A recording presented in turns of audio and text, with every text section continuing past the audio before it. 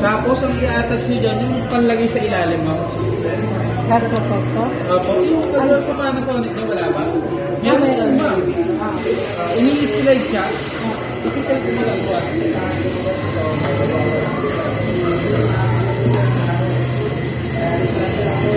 Nakita ko sa inyo. Ikaw na mag-video. Okay. I-slide nyo po siya sa ilalim. Ito po yung may mga, kasi nakatinanggal na namin yung lang. Pasok nyo lang. Dito mag-i-start sa likod. Okay.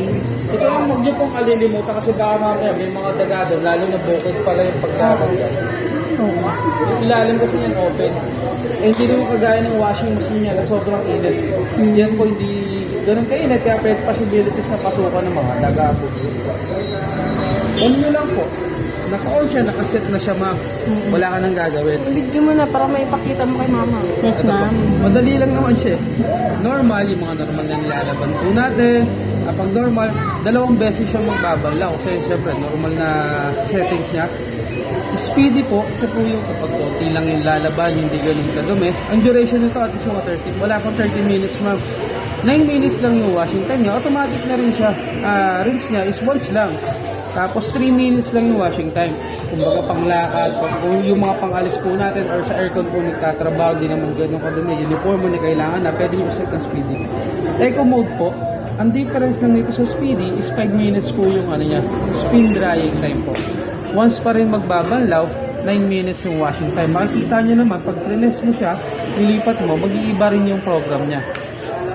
Jeans po, pag pantalon, ang difference is 3 beses na yung banlaw niya, 20 minutes yung washing time. Maximum na rin yung spin time po kasi nga po pantalon yung lalaban mo. Air dry function, yung air dry same lang siya ng normal. 15 minutes yung washing time, twice magbabalaw, 9 minutes po yung spin dry timer po. Ang difference lang, may additional 30 minutes siya ng air dry po. Yung 30 minutes ay minimum po yun. I-adjust mo siya if ever maximum niya 1.5 hours. Yung duration niya, i-adjust mo depende sa dami ng lalaban mo. Ito po, 60. Pipindutin nyo lang ito, ma'am. Pindutin nyo lang ulit yung spin dry. Tapos last po is 90 minutes. Yung air dry po, kailangan, bago mo ma-activate yung air dry, kailangan nakaset na siya dito. Nailaw na yun, ma'am. Ayan, naka-air dry na siya. Tapos, Ano ba yung air dry? pag nag-dry siya, ma'am, hindi lang spin, may hangin na po yun. hangin. Pag spin dry, spin lang yun. Ang gamit niya lang, para maputuyo yung damit nyo, is yung circulation lang po nung tab.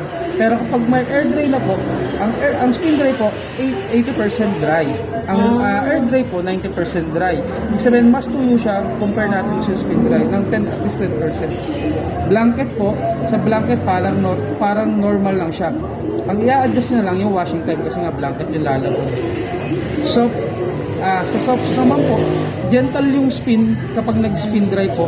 12 minutes yung washing time, tapos 2 minutes po siya at twice yung magbabalaw sa baby po. 3 beses niya po babalawan, mga infants po, mga pambata, para at least sure po na walang naiwan na powder residue or yung mga allergens po, tsaka bacteria. Yung delicate po, 9 minutes yung washing time, twice magbabalaw, 3 minutes yung spin time. Tapos ito yung importante, yung tab clean po.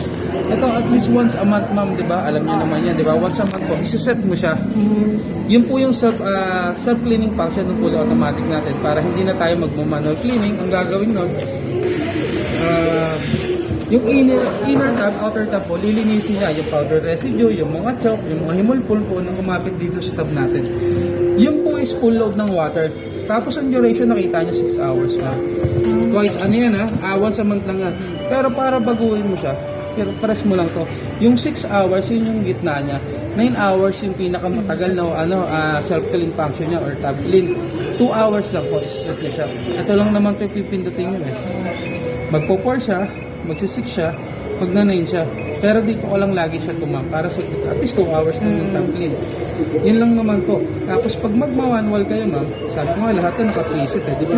Terrace natin siya, pinag-ikot natin, lahat may iba't ibang program lang siya. Yan po, jeans, air dry, blanket, so huwag nyo lang lagi kalilimutan na mag-tabling once a month. Tapos ipoprogram mo siya, paano i-manual yung oras dito lang sa wash time. Yan, 2 hours, start ka na. Then last po is yung sa manual. Sa manual po, kapag magmamanual tayo, pag gusto mo lang, dalawa lang naman yan eh. It's either may air dry na kasama, or mag-air dry ka lang, or gagamitin mo lang siya as dryer, or yung nasa normal. Sa normal kasi, pwede mong manual yung program. For example, mainit naman po sa labas, ayaw mo siyang gamitin na dryer, as dryer po, yung fully automatic, para makalis ka sa consumption, i-off nyo lang po ito.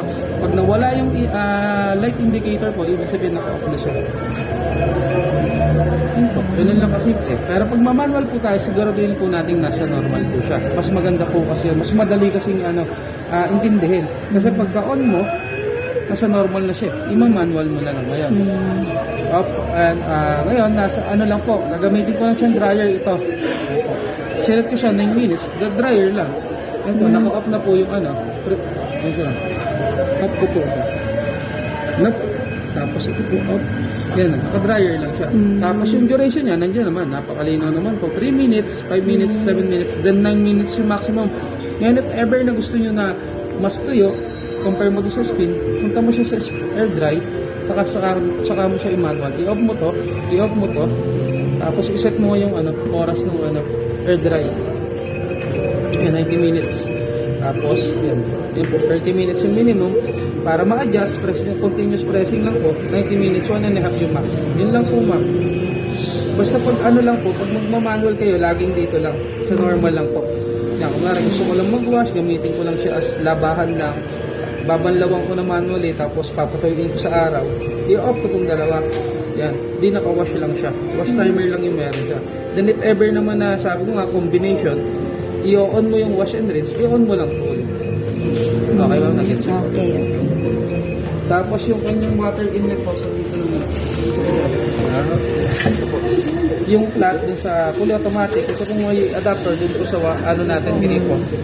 Kung mahaba ang halap, meron ito sa handyman, DIY, mabibili mo ito, kapakita mo lang. Tapos ito yung drain hose po. Tapos wala na naman po. Ito yung lagayan. May maintain mo lang yan kada maglalaba ka. Ito lang po, iangat nyo lang po. Yan po. Tsaka ito. Ito naman clip type na lang naman siya. Parang ibababa mo lang, tapos i-press down mo lang po ito. Okay naman. Ito, detergent, softener lang dito. Okay.